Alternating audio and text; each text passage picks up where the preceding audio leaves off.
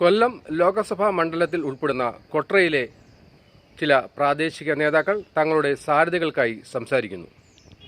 നമസ്തേ പ്രിയപ്പെട്ട സമ്മതിദായകരെ, കൊല്ലം പാർലമെൻറ്റ് മണ്ഡലത്തിലെ NDA സാരഥിയായി മത്സരിക്കുന്ന ശ്രീ കൃഷ്ണകുമാർ ജി അവർക്ക് താമര അടയാളത്തിൽ വോട്ടുകൾ രേഖപ്പെടുത്തി വിജയിപ്പിക്കണം എന്ന് അപേക്ഷിക്കുകയാണ്.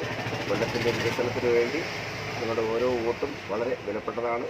നരേന്ദ്രമോദിജിയുടെ കരങ്ങൾക്ക് ശക്തി പകരുവാൻ NDA സാരഥികളെ വിജയിപ്പിക്കണം എന്ന് അഭ്യർത്ഥിക്കുന്നു. നമസ്കാരം.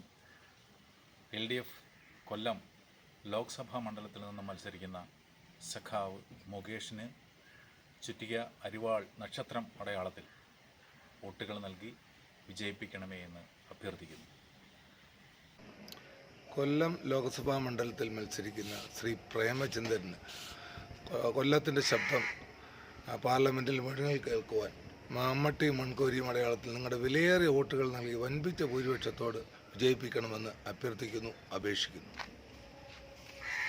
നമസ്കാരം.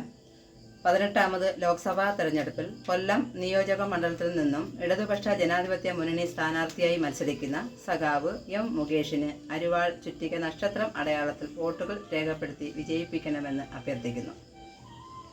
മതേതര ഭാരതത്തിന്റെ നിലനിൽപ്പിനായി ഇന്ത്യൻ പാർലമെന്റിലെ തന്നെ ഏറ്റവും മികച്ച പാർലമെന്ററിനായിട്ടുള്ള ശ്രീ N. K. പ്രേമചന്ദ്രനെ മൺവട്ടി മൺകോരി അടയാളത്തിൽ വോട്ടുകൾ ചെയ്ത് വിജയിപ്പിക്കണമെന്ന് അപേക്ഷിക്കുന്നു.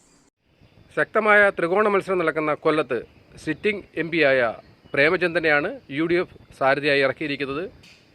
കൊല്ലം MLA കൂടിയായ മുകേഷിനെയാണ് LDF സാരഥിയായി ഇറക്കിയിരിക്കുന്നത്. രണ്ടുപേർക്കും ശക്തനായ എതിരാളിയായി BJP ചലച്ചിത്ര താരം കൂടിയായ കൃഷ്ണകുമാറിനെയാണ് സാരഥിയായി ഇറക്കിയിരിക്കുന്നത്.